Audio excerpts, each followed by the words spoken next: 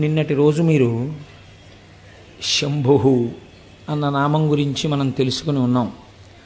శంభు అన్న నామం గురించి చెప్తూ మనస్సు శంభావయతి, మంచి భావములను కల్పించుకొనుట కొరకు, మంచి భావములు మనస్సులో కలుగుట కొరకు శంభునామాన్ని ప్రయత్నపూర్వకంగా పట్టుకొని భగవంతుని యొక్క అనుగ్రహము చేత మనం మనుష్య జన్మని సార్థకం చేసుకోవలసినటువంటి అవసరం గురించి నిన్నటి రోజున ప్రస్తావన చేసి ఉన్నాం.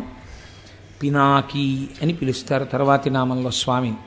ఈ పినాకీ అన్న నామం చాలా చిత్రమైంది. ఎందుచేత నేను ఈ మాట అంటున్నానంటే, మీరు రామచంద్రమూర్తి యొక్క మూర్తిని చూస్తే ఆయన చేతిలో కోదండాన్ని పట్టుకుని ఉంటారు. అది ఆయన యొక్క అసలు ఆ కోదండాన్ని విడిచిపెట్టి కూర్చున్నటువంటి మూర్తి చాలా అరుదుగా ఉంటుంది. అసలు కోదండం చేతిలో లేకుండా ఎప్పుడూ ఉండదు. చేతిలో కోదండం పట్టుకున్నటువంటి పరమశివమూర్తి నాకు తెలిసి అక్కడ కనిపించదు. శంకరుడు కోదండం పట్టుకుని నిలబడినట్టుగా రథం మీద మీలో ఎవరైనా ఎప్పుడైనా ఎక్కడైనా ఒక ఫోటోని చూసి ఉన్నారా? చూసి ఉంటే సభకి తీసుకురండి, మేము సంతోషిస్తాం. అలా ఎప్పుడైనా చూశారా? అలా చూడడం కూడా కొంచెం కష్టం. ఎందుకంటే ఆయన పట్టుకునేటటువంటి ధనస్సు సామాన్యమైన ధనస్సు కాదు. మేరు పర్వతాన్ని ధనస్సుగా పట్టుకుంటారు. శ్రీ మహావిష్ణువు చేసేటటువంటి రాక్షస సంహారానికి, శంకరుడు చేసేటటువంటి రాక్షస సంహారానికి ఒక చిన్న తేడా ఉంటుంది. శ్రీ మహావిష్ణువు రాక్షస సంహారం చేసేటప్పుడు ఆ రాక్షసుడు ఏ వరాలు కోరుకున్నాడో దానికి మినహాయింపుగా చంపడానికి వీలైనటువంటి శరీరాన్ని స్వీకరిస్తారు. శంకరుడు రాక్షస సంహారం చేస్తే తాను ఎలా ఉన్నాడో అలాగే ఉండి చేస్తాడు. అంటే ఉన్నది ఒక్క పదార్థమే, నేను రెండు పదార్థములుగా మాట్లాడటం లేదు. ఈయన కొంతమందిని రాక్షసుల్ని సంహరించారు. త్రిపురాసుర సంహారం అని ఒక అద్భుతమైన ఘట్టం ఎదర వస్తుంది ఏదో ఒక రోజున, మీరు విందురు కానీ. అటువంటి సంహారం చేసినప్పుడు శంకరుడు వేరొక రూపాన్ని తీసుకుని సంహారం చెయ్యరు. ఆయన ఏ రూపంతో ఉంటారో అటువంటి సగుణమైన రూపంతోటే, అందరూ ధ్యానం చేసే రూపంతోటే సంహారం చేస్తారు. కానీ శివుడు ధనస్సు పట్టుకున్నట్టుగా మూర్తిని సాధారణంగా ఎక్కడా ఎందుకు చూపించరు? ఏ ఋషి కూడా అలా ఋషి ఒక ధనస్సు పట్టుకున్నటువంటి పరమశివుని యొక్క చిత్రపటాన్ని ఊహ చేసి గీసి చూపించేటటువంటి ప్రయత్నం బహుశా లోకంలో ఎందుకు జరిగి ఉండదు? మీరు ఆలోచించండి. ఈ మాట మీకు బాగా అర్థమైతే పినాకీ అనేటటువంటి నామము యొక్క అర్థము మీకు బాగా తెలుస్తుంది. ఈ నామం అర్థమైతే నేనైతే అంటాను, అసలు మన జీవితంలో కష్టము సుఖము అనేటటువంటి రెండు మాటలకు సంబంధించిన ఒక లోతైన భావన మీకు తెలిసిపోతుంది. మీరు చూడండి, శంకరుడు ధనస్సు పట్టుకున్నాడు అని మీకు ఎలా తెలుస్తుందంటే శాబ్దికముగా తెలుస్తుంది, వేదము వలన తెలుస్తుంది. వేదం అనగా యజుర్వేదములో శ్రీరుద్రం ఉంది మనకి, రుద్రాధ్యాయం. ఈ రుద్రాధ్యాయం ప్రారంభం చేస్తూనే ఒక మాట అంటుంది. ఏమంటుందంటే, నమస్తే రుద్రమన్యవ ఉతోత ఇషవే నమః, నమస్తే అస్తు ధన్వనే బాహుభ్యాముతతే నమః, యాతయిషు శివతమా శివం బభూవతే ధను, శివాశరవ్యాయాతవతయానో రుద్రమృడయా అని ప్రారంభం చేస్తుంది. ఆ తర్వాత అనువాకాలు పెడతాయనుకోండి. ఇది ప్రారంభం చేసినప్పుడు నమస్తే రుద్రమన్యవ ఉతోత ఇషవే నమః అంది ముందు. ఓ రుద్రుడా, రుద్రుడంటే అందాక శివుడే. ఓ రుద్రా, ఏమిటా కోపం మా మీద? అంత కోపంగా ఉన్నారేమిటి స్వామి? మీ కోపానికో నమస్కారం. నమస్తే రుద్రమన్యవ ఉతోత ఇషవే నమః, దీన్ని ఉభయతర నమస్కారం అంటారు. ముందు ఆ కోపం చూసి భయం వేసి, నాన్నగారండి నేనేం చేయలేదు నాన్నగారండి అని ముందు నాన్నగారండి వెనక నాన్నగారండి పెట్టి పిల్ల మాట్లాడితే నాన్నగారి దగ్గర తొందరగా ఎలాగోలా నాలుగు మాటలు నాన్నగారి దగ్గరికి వెళ్ళి నాన్నగారు అంటే, నాన్నగారు లేక పుట్టిన ఒక్కగానొక్క ఆడపిల్ల అక్క పేరు పెట్టుకున్నానని గబాలన చల్లబడిపోయి అనవలసినంత గట్టిగా ఏమీ అనడన్న చమత్కారం తెలుసుకున్న పిల్ల తప్పు చేసినప్పుడు ముందు వెనక నాన్నగారు కలిపినట్టు భక్తులు శంకరుణ్ణి పిలిచినప్పుడు నమస్తే రుద్రమన్యువ ఉతోత ఇషవే నమః, ఈశ్వరా మీ కోపానికో నమస్కారం. ఇప్పుడు మీరు ఒకటి ఆలోచించండి, మీరు రుద్రాభిషేకం చేయడం మొదలు పెడుతూ ఏమంటున్నారు? ప్రసన్నుడైన మూర్తికి మీరు నమస్కారం చేయట్లేదు. మీ కోపానికో నమస్కారం అండి అంటే ఆయన కోపంగా ఉన్నారా లేరా? మీ కోపానికో నమస్కారం అంటే ఆయన శాంతంగా ఎందుకు ఉన్నారండి? కోపంగానే ఉన్నారు. ఇప్పుడు కోపంగా ఉన్నారు కాబట్టి ఆయన ఏం చేస్తారు? కోపంగా ఉన్నవాడు తన చేతిలో ఉన్నటువంటి ఆయుధము నుంచి బాణములను విడిచిపెడతాడు. ఇవి మిమ్మల్ని రోధింపచేస్తాయి, అంటే ఏడిపిస్తాయి. ఎందుకు ఏడిపించాలి ఆయన అలాగా? ఎందుకు ఆయన అలా ధనస్సు పట్టుకోవాలి? మీరు ఒక్కసారి ఆలోచించండి. తండ్రికి సహజంగా కూతురంటే ఎనలేని ప్రేమ. అంత ప్రేమ ఉన్న తండ్రి ఒకరోజు కూతుర్ని దెబ్బలాడాడు గట్టిగా. ఎందుకు దెబ్బలాడాడు? ఏదో తప్పు చేసింది పిల్ల, ఏదో తప్పు చేసింది కాబట్టి తండ్రి దెబ్బలాడాడు. అది కూడా తెచ్చి పెట్టుకున్నాడు కోపాన్ని. ఇలా దెబ్బలాడకపోతే కుదరదు, మళ్ళీ పిల్ల ఇలాంటి తప్పు చేయకూడదు, అందుకుని దెబ్బలాడాలి నేను, అందుకుని దెబ్బలాడుతున్నాడు ఆయన. కాబట్టి ఇప్పుడు ఆయన కోపంగా ఉన్నాడు అంటే ఏమిటి? శిక్ష వేస్తాడు ఆయన తప్పకుండా. ఓ దెబ్బ కొట్టచ్చు, లేకపోతే ఓ గిల్లచ్చు, ఏదో ఒకటి చెయ్యొచ్చు. రుద్రుడు మిమ్మల్ని అలా ముట్టుకోవడం, అలా కొట్టడం, అలా గిల్లడం చేయడు. ఆయన ఏం చేస్తాడు? తన చేతిలో ఒక ధనస్సు పట్టుకుని ఉన్నాడు. అదే మేరుపర్వతం, బంగారు ధనస్సు. దాన్ని చిత్రించడం కూడా కష్టం. ఇప్పుడు ఆ ధనస్సులోకి ఏం చేస్తాడు? రెండు పక్కల బాణాల యొక్క తూణీరములు ఉన్నాయి ఆయన దగ్గర. ఈ చేత్తో పట్టుకుని ఈ చేత్తో అన్న బాణం తీస్తాడు, ఈ చేత్తో పట్టుకుని ఈ చేత్తో అన్న బాణం తీస్తాడు. ఇప్పుడు మీరు ఆయన వంక చూసేటప్పటికే భయంతో వణికిపోతున్నారు అసలు. అటు దీన్ని ఘోర రూపము అంటారు ఈశ్వరుడు. ఈ ఘోర రూపంతో నిలబడి ఏం చేస్తాడు? ఇంకా ఇలా తీయడానికి సిద్ధంగా ఉన్నాడు. తీసి ఎక్కువ పెట్టాడో ఉత్తర క్షణంలో ఫలితమేమి? మీ కన్నుల వెంట అశ్రుధారలు కారతాయి. ఎందుకు అసలు అలా బాణం వేయడమైనా? ఎందుకు అలా బాధ పెట్టడం? తండ్రే జగత పితరవ్ వందే పార్వతీ పరమేశ్వరవ్ అని పిలుస్తున్నామే, అటువంటి వాడు ఎందుకు అలా బాధ పెట్టడం? ఏం తండ్రి కూతురుని ఎందుకు బాధ పెట్టాడు? కూతురు ఎడిచేట్టు ఎందుకు మాట్లాడాడు? దిద్దడానికి. అలాగే మీరు చేసిన పాపము యొక్క ఫలితము ఉన్నది. మీరు ఏడిస్తే తప్ప, బాధపడితే తప్ప ఆ పాపం పోదు. కాబట్టి ఇప్పుడు ఏం చేయాలి? మిమ్మల్ని ఏడిపించాలి. ఏడిపించడానికి ఏం చేస్తున్నాడు? తీస్తున్నాడు ఆ బాణాలు. ప్రాజ్ఞత కలిగిన వాడు ఏం చేస్తాడంటే, ఈ శరీరంతో నేనున్నాను అంటే నేను పాపము చేశాను, పుణ్యము చేశాను. నిన్నటి రోజు మీకు చెప్పాను, మీరు ఈ శరీరంతో ఈ లోకంలో ఉన్నారంటే మీరు సుఖాన్ని దుఃఖాన్ని కూడా అనుభవిస్తారు. తప్పు చేసేశారు, ఆ విషయంలో సందేహం లేదు, కాబట్టి దుఃఖం అనుభవించాలి. అంత దుఃఖం నేను అనుభవించలేను. నేను పాపం చేశానన్న విషయంలో మాత్రం నీతో వాదించడానికి నేను సిద్ధంగా లేను. పాపము చేసి ఉన్నాను, కానీ నన్ను అంత ఏడిపించద్దు, నేను తట్టుకోలేను. నేనంత ఏడిస్తే ఏమవుతుందో తెలుసా? నీ పాదముల యందు విస్మృతి కలుగుతుంది. నేను ఆ ఏడుపులో ఉండిపోతాను. ఏదో బాధ కలుగుతుంది నా మనస్సుకి. ఆ బాధలో నేను ఉండడంలో కొంతకాలము నా జీవితంలో నీ పాదములకు దూరం అయిపోతాను. నిష్ఠతో నీ పాదములు పట్టుకోలేని స్థితి నాకు వచ్చేస్తుంది. కాబట్టి ఈశ్వర, మీ కోపానికో నమస్కారం. ఈశ్వర, మీ ధనస్సుకో నమస్కారం. ఈశ్వర, మీ బాణములకో నమస్కారం.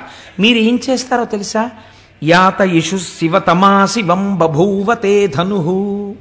మేము సంతోషించే బాణాలు వేయండి. సంతోషించే బాణాలు కూడా ఉంటాయండి. బాణం వేయడం అంటే దుఃఖం కలుగుతుంది, కానీ సంతోషపెట్టే బాణాలు, దుఃఖం పెట్టే బాణాలు అని రెండు బాణాలు ఉంటాయేంటి? అంటే ఇప్పుడు ఆయన ఏం చేస్తాడు? కొట్టేటప్పుడు ఇలా మొహం పెట్టి ఇలా కొట్టాడు అనుకోండి, ఏడవాలి. మంచి సంతోషంగా తండ్రి వచ్చి, శాబాష్ నాన్న, పొంగిపోతున్నాను రా నీలాంటి కూతుర్ని చూసుకుని కొట్టాడు వీపు మీద. ఇప్పుడు దెబ్బ తగిలింది, కానీ ఇప్పుడు ఆ చురుక్కు అనిపించట్లా కూతురికి. కళ్ళంబట ఇప్పుడు నీళ్ళు వచ్చాయి. నాన్నగారండి, మీరు నన్ను అన్ని మాటలు కోరినందుకు మీ మనస్సు పొంగిపోయేలా నేను 5 ఏళ్ళు సంగీతం నేర్చుకుని ఒక కీర్తన పాడానండి. మీ మనస్సు ఇవాళ రంజిల్లింది, నా జీవితానికి చాలంది కూతురు. ఇప్పుడు కొట్టాడు, అప్పుడు కొట్టాడు. ఇప్పుడు కొట్టినప్పుడు కళ్ళంబటి నీళ్ళు వచ్చాయి, అప్పుడు కొట్టినప్పుడు కళ్ళంబటి నీళ్ళు వచ్చాయి. ఈ కొట్టిన కళ్ళంబట నీళ్ళు ఏమున్నాయో అవి వచ్చేట్టు కొట్టు మమ్మల్ని అంటే అలా ఎలా చేస్తాం? మరి పుణ్యం ఏది? నాకు పుణ్యం లేదు కదా, ఆ పుణ్యం లేకుండా అలా నీకు సుఖం ఎలా ఇస్తాను అంటావేమో. నిన్నటి రోజున మహేశ్వర శబ్దానికి మేమేం చెప్పాం?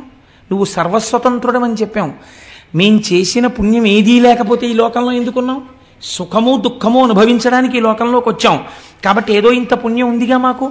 నువ్వు తలుచుకుంటే ఇంత పుణ్యాన్ని, అబ్బో ఎంత పుణ్యమో ఎంత పుణ్యమో ఎంత పుణ్యమో ఎంత పుణ్యం చేశాడో అని మమ్మల్ని పైకెత్తి మా జబ్బ చరిచేటంతటి వాణ్ణి చేసి నన్ను నీ భక్తుణ్ణి చేసుకుంటే ఎవరైనా అడ్డొచ్చారా? అలా చేసుకో, నన్ను నీ త్రోవలో పెట్టుకో.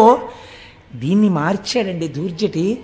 శ్రీశైలేషు భజింతునో యభవు కాంచీనాథు సేవింతునో కాశీవల్లభు కొల్వబోధను మహాకాళేషు పూజింతునో నా శీలంబణువైన మెరువణుచున్ రక్షింపవే నీ కృపా శ్రీ శృంగార విలాసహాసములచే శ్రీకాళహస్తీశ్వర అన్నాడు.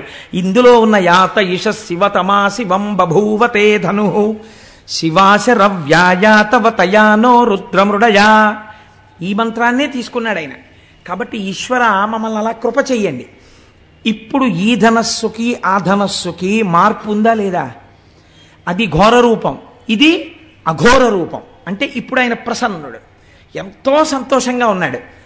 మొదటిది ఘోర రూపం. ఘోర రూపం వదిలేయి, శాంత రూపాన్ని స్వీకరించు. మా పట్ల ప్రసన్నుడివి కావు తండ్రి అని అడుగుతాం. అసలు పినాకము అన్న శబ్దాన్ని మీ జీవితానికి అన్వయం చేసుకోవడానికి రుద్రం ప్రారంభం ఇలాగే మాట్లాడింది. ఇది అసలు ధనస్సు. ఈ ధనస్సుని మీరు అన్వయం చేసుకోవాలి జీవితంలోకి. నేను ఏది చేస్తే ఘోర రూపంతో ఈశ్వరుణ్ణి చూడవలసి వస్తుంది. అలా చూడడం ఎందుకు? నాన్నగారండి నిజమే తప్పైపోయింది నాన్నగారండి, అంత కోపంగా చూడకండి నాన్నగారండి, ఆ ధనస్సు పక్కన పెట్టేయండి, మళ్ళీ మీరు నన్ను పూర్వం చూసినట్టుగా ప్రసన్నంగా నన్ను చూడండి నాన్నగారండి అని చెప్పుకోవలసిన రోజు నీ జీవితంలో ఎందుకు రావాలి? అసలు ఎప్పుడూ నీ తండ్రి నిన్ను ఎలా చూశాడో అలా చూసేటట్టు నువ్వు ఎందుకు ఉండలేవు? ఇది నీకు అర్థమైతే నీ తండ్రిని ఎప్పుడూ శాంతరూపంతో చూడాలని నువ్వు అనుకుంటే ప్రతిరోజు రుద్రపారాయణం నువ్వు చేస్తే ఆయన చేతిలో అలా చూడవలసిన అవసరం నీకు కలగకూడదు. నువ్వు శాంతముగా ఉన్నటువంటి శివదర్శనాన్ని కోరుకున్నవాడవై ఉండాలి. ఇప్పుడు చూడండి ఆయన ఏం చేస్తున్నాడు ఈ రెండు ధనస్సులు పట్టుకుని. మీరు చాలా జాగ్రత్తగా ఆలోచించండి. శివతత్వం చాలా గంభీరంగా ఉంటుంది. ఒక దుఃఖాన్ని ఇచ్చాడు. పరమభక్తుడు అనుకోండి, ఆయన దుఃఖం రాలేదనుకోండి, అప్పుడు శివుడు కటాక్షించినట్లు అని మీరు అనుకుంటున్నారా? అలా ఏం ఉండదు. కటాక్షం అంటే ఎలా ఉంటుందో తెలుసా అండి? చేయవలసినటువంటి హాని చేస్తాడు, కానీ దాని వలన మీరు కంటికి మంటికి ఏకధారగా ఏడవలసిన అవసరం లేకుండా చేస్తాడు. ఇది గమ్మత్తుగా ఉంటుంది. ఎలా ఉంటుందంటే, ఒక పిల్లవాడు ఆడుకుంటూ పడిపోయాడు. వాడి కాలుకు 6 ఫ్రాక్చర్లు అయ్యాయి. చూసిన డాక్టర్ గారు అన్నారు, అసలు వీడి తల పగిలిపోవాలి ఇలా పడిపోతాయి అన్నారు. తల పగలకుండా కాలు విరగ్గొట్టు వదిలిపెట్టాడు. ఇప్పుడు అందులో ఏముంది? తండ్రి ఏడ్చాడా లేదా? అయ్యో వీడికి కాలు విరిగిపోయింది కొడుక్కను 3 నెలలు ఏడిచాడు వాడు కట్టేసుకు పడుకుంటే. కానీ తలే పగిలిపోయి ఉంటే జీవితాంతం ఏడవాలి. అలా ఏడవలసిన అవసరం లేకుండా 3 నెలలు ఏడ్చేట్టుగా తీశాడు. ఎందుకు తీశాడు? రోజు ఇలా చెప్పుకున్నాడు కాబట్టి. శివాశరవ్యాయాతవతయానో రుద్రమృడయా అని చెప్పాడు. ఈశ్వర నేను తప్పకుండా తప్పు చేసి ఉంటాను, అందుకే ఈ ఉపాధిలో ఉన్నాను, కానీ ఘోరమైన శిక్ష నాకు వెయ్యకు, శిక్ష అనుభవిస్తాను. కానీ ఆ శిక్ష ఎలా ఉండాలంటే నీ పాదార విందముల యందు స్మృతిని పోగొట్టేటటువంటిది కాకూడదు. అటువంటి శిక్ష నాకు వెయ్యి అని అడిగాడు. ఇప్పుడు వాడు తట్టుకోగలిగినంత శిక్షని వేస్తాడు. అలా వేస్తే అంత శిక్ష ఎందుకు వేయలేదు అని మీరు నేను అడగగలమా? ఆయన స్వతంత్రుడు, మహేశ్వరుడు. కాబట్టి ఇప్పుడు ఏమైంది? దీని వలన మీ పాపం పోయిందా లేదా? ఇప్పుడు మీరు కేవలము ఘోర రూపంతో ఈశ్వరుడు శిక్ష వేసిన తామసికుడు అని మీరు చెప్పకూడదు. ఎందుకు చెప్పకూడదు అంటే, ఈశ్వరుడు అలా మీకు శిక్ష వేసేయడం వల్ల మీ పాపం పోయింది. చెయ్యరానంత ఘోరమైన నేరాలు చేశాడండి. అన్ని నేరాలు చేసినా రాష్ట్రపతి క్షమాభిక్ష పెట్టారు.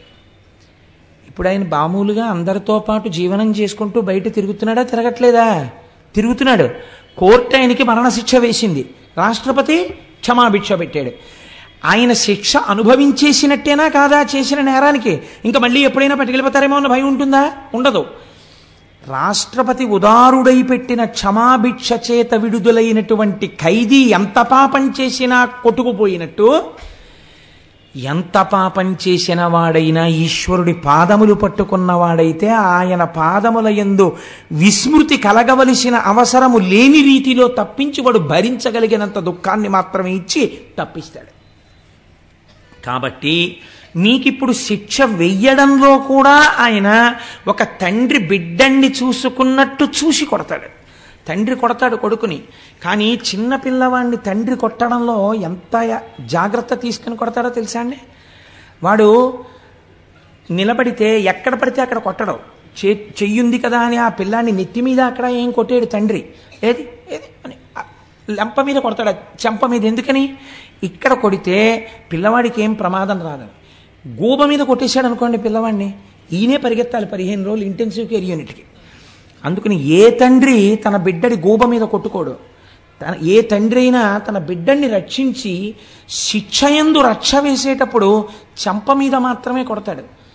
అది కూడా దాటిపోయాడు అనుకోండి, తండ్రి కోపం అవధులు మీరిపోయేటట్టుగా కొడుకు చేస్తే అప్పుడేమో వాడి యొక్క తెంపరితనం చేత తండ్రి చెయ్యి గూబ మీద తగులుతుందేమో, కానీ ప్రయత్నపూర్వకంగా గూబ మీద కొడతానన్న తండ్రి ఉండడు. మీరు అలా ఉండాలని అనుకుంటే ఆయన తండ్రిగా ఉండడానికి ఎప్పుడూ సిద్ధంగా ఉన్నాడు. కాబట్టి ఈశ్వర, మేము పాపం చేశాం, మీరు ఈ ధనస్సుతో మాకు కనపడద్దు, మీరు ప్రసన్నమూర్తి అయి కనపడండి. ఇప్పుడు మీరు చూడండి, శిక్ష వెయ్యడంలో కూడా ఔదార్యం ఉన్నదా లేదా? ఉన్నదనే కదా మీరు ఒప్పుకోవాలి. అసలు సనాతన ధర్మమునకున్న చాలా గొప్పతనం ఏమిటో తెలుసా అండి? మీరు చేసే పాపానికి ఫలితం ఇచ్చేవాడు ఒకడు మిమ్మల్ని భయపెట్టడానికి, మీ భయం తీయడానికి ఒకడు, ఇద్దరు ఉండరు. భయకృత్ భయనాశన, భయాన్ని సృష్టించేవాడు పరమాత్మే, భయాన్ని తీసేసేవాడు పరమాత్మే. ఇది సనాతన ధర్మమునందున్నటువంటి జీవధార. మీరు చాలా జాగ్రత్తగా చూడండి. మీకు కష్టం వచ్చిందనుకోండి, ఎవరిచ్చారండి మీకు ఈ కష్టం అని అడిగారు అనుకోండి, ఎవరిచ్చారు? భగవంతుడే ఇచ్చాడు. మీకు ఈ కష్టం తప్పిందనుకోండి, ఎవరిచ్చారు? ఈశ్వరుడే ఇచ్చాడు. ఆ కష్టాన్ని కాలంలో మీరు మర్చిపోయేటట్టుగా చేసిన కాలస్వరూపుడెవడు? ఈశ్వరుడే. గురుస్వరూపి అయి మళ్ళీ వచ్చి మీ మనస్సుకి వచ్చిన గాయాన్ని మాన్పించి మిమ్మల్ని యథామార్గమునందు మళ్ళీ తిప్పినవాడెవరు? ఈశ్వరుడే. కాబట్టి ఈశ్వరుడు యొక్క కారుణ్యమునకు అంతులేదు. కాబట్టి ఇప్పుడు శాస్త్రం అంది, ఆయన పట్టుకున్న ధనస్సు శిక్ష వేస్తోందా రక్ష చేస్తోందా? శిక్ష అన్న మాటే లేదు, రక్షణే ఉన్నది. నీ పాప ఫలితాన్ని అంత తేలికగా తీస్తున్నాడు ఆయన. లేకపోతే ఈ పాపం అంతా ఉండిపోతే నువ్వు ఎంత ప్రమాదకరమైన స్థితికి వెళ్ళాలి. అలా ఉండకుండా తీసేస్తున్నాడు. మీరు చూడండి, నేను ఇలా చెప్పానని మీరు అనుకోకండి. రేపు మీరు సుబ్రహ్మణ్యేశ్వర స్వామి ఉత్సవంలో చదువుతారు, వింటారు సుబ్రహ్మణ్యేశ్వర స్వామి చరిత్రని. ఈసారి విస్తృతంగా ఒక 3-4 రోజులు చెప్పాలి అని నేను అనుకుంటున్నాను. ఆ తర్వాత ఈశ్వరీచ్ఛ. సుబ్రహ్మణ్యేశ్వర స్వామి వారి కావిడి ఎత్తడానికి మామూలు కావిడి పనికిరాదు. సుబ్రహ్మణ్యుడికి ఎత్తేటటువంటి కావిడి ప్రత్యేకమైన కావిడి ఉంటుంది. ఇప్పుడు మీకు చూపించిన కావిడి తెప్పించడానికి మేము విశ్వప్రయత్నం చేస్తూ ఎలా తెప్పించాలో తెలియకుండా ఉండిపోయిన స్థితిలో నాకు తెలుసు, గోపాలకృష్ణ గారికి తెలుసు, దొరగారికి తెలుసు, మాకు ముగ్గురికే తెలుసు. సుబ్రహ్మణ్యేశ్వరుడే ఒక రూపంలో వచ్చి ఆ సమస్యని పరిష్కరించాడు. పరిష్కరించి ఇవాళ మీకు అందరికీ ఆ కావిడి ఎందుకు చూపించామో తెలుసా అండి? అందుకే చూపించమని చెప్పాను నేను. ఆ కావిడి, ఆ కావిడి పట్టుకోవాలి. సుబ్రహ్మణ్యుడు వరం ఇచ్చాడు. ఎవరు ఆ కావిడిని ఇలా పట్టుకుని దానికి పాలకుండ పెట్టి పట్టుకుని వస్తారో వాళ్ళకి ఆచంద్ర తారార్కము వంశమాగకుండా నేను చూస్తానని వరం ఇచ్చాడు. ఆ ఘట్టాన్ని మీకు నేను చూపిస్తాను. సుబ్రహ్మణ్యేశ్వర స్వామి చరిత్ర చెప్పినప్పుడు ఈశ్వరుడు కారుణికుడు. నాగదోషం ఉంటే, సర్పదోషం ఉంటే సంతానమునకు ప్రతిబంధకం వస్తుంది.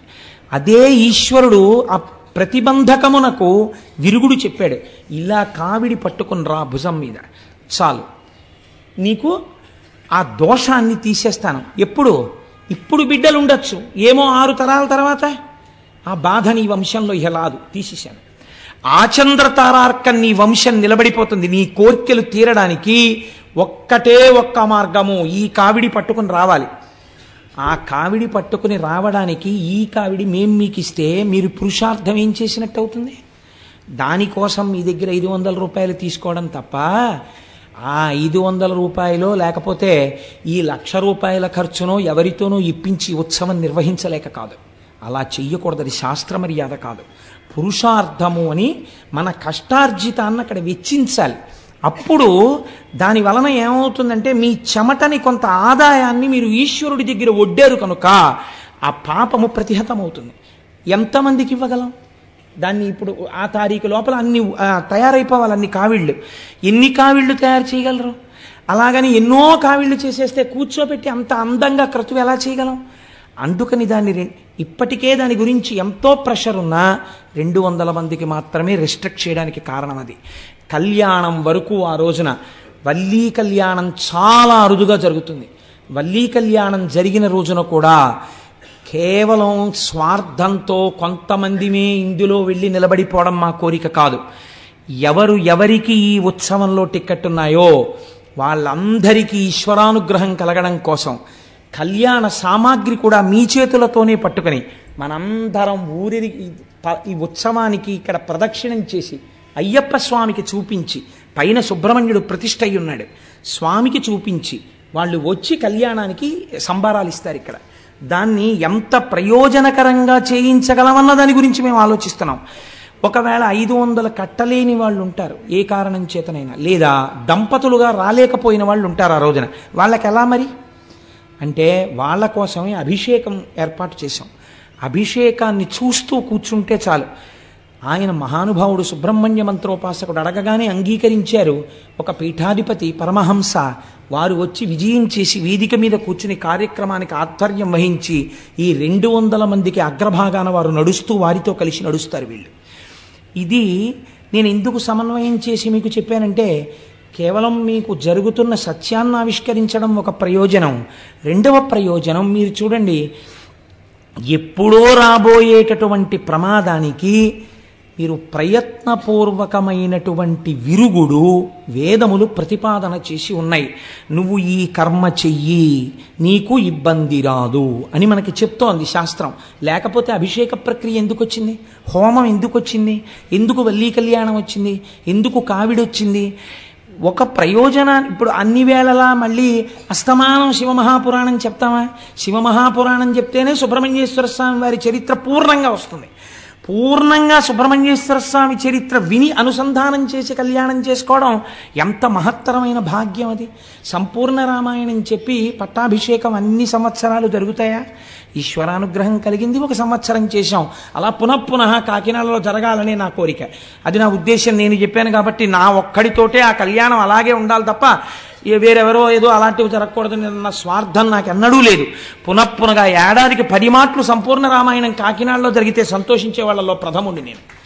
కాబట్టి మీరు చూడండి, శాస్త్రం అంది అందుచేత పాతి జగదిది పినాకం అంది. ఇక్కడ చెప్పింది వ్యుత్పత్తి. ఇప్పుడు ఈ ధనస్సు ఏం చేస్తోంది?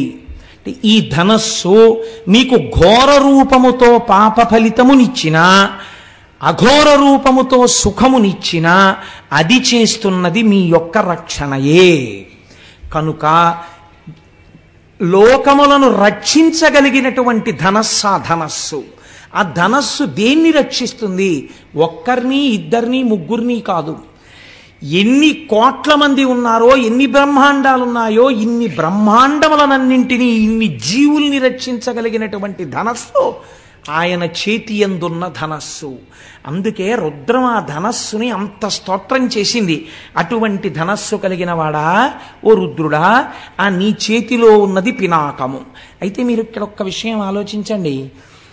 ఆ పిలిచేటప్పుడు మహేశ్వర శబ్దాన్ని కానీ శివ శబ్దాన్ని కానీ తిన్నగా ప్రయోగించకుండా నమస్తే రుద్ర అంటూ రుద్ర శబ్దంతో ఎందుకు ప్రారంభం చెయ్యాలి ధనస్సుని? ధనస్సుకి రుద్ర శబ్దానికి ఏమైనా దగ్గర సంబంధం ఉందా? లేకపోతే రుద్ర సంబంధంతో ధనస్సుని ఎందుకు అన్వయం చేసింది వేదం? వేదం అంటే ఎదుర్వేదం అండి. ఎదుర్వేదమే రుద్రాధ్యాయం. అంటే రోదయతి సర్వమంతకాలే ఇది రుద్ర. రుద్రుడనగా ఎవరు? ఆఖరణ ఈ సమస్త లోకములను లయం చేసేస్తున్నప్పుడు అందరినీ ఏడిపించేవాడెవడో వాడు రుద్రుడు. ఇప్పుడు ఈ మాట మీరు కొంచెం చాలా జాగ్రత్తగా ఒడిసి పట్టుకోవాలి. ఇప్పుడు ఏమైంది? నేను చెప్పిన దానికి ఇది పూర్తి విరుద్ధమై కూర్చుంది. ఇప్పుడు ఆయన ఏం చేస్తాడు? అంత్యకాలమునందు అనగా లోకములనన్నింటినీ చిట్ట చివర ప్రళయ జలముల యందు ముంచేసేటప్పుడు అందరినీ పెద్ద పెట్టును ఏడిచేటట్టు చేస్తాడు. ఏమండి, మీరు ఇందాకడి నుంచి ఆ ధనస్సు యందు రక్షణ ఉంది అన్నారే, పిలిచేటప్పుడు రుద్రశబ్దంతో పిలిచారు ఈ ధనస్సుని, రుద్రుడి చేతిలో ఉన్న ధనస్సుని పిలిచారు. రుద్రశబ్దానికి ఉన్నటువంటి వ్యాఖ్యానం ప్రళయమునందు లోకములను ఏడిపించేవాడు అని ఉంది. ఏడిపించడానికి ధనస్సు పట్టుకుంటే అది రక్షణ ఎలా అవుతుంది? ఇప్పుడు ఆ ధనస్సుకి పాతి జగదిది అన్న అన్వయం ఎలా కుదురుతుంది?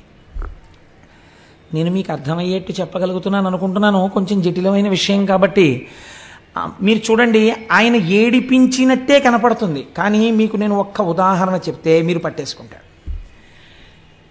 ఒక పిల్లవాడు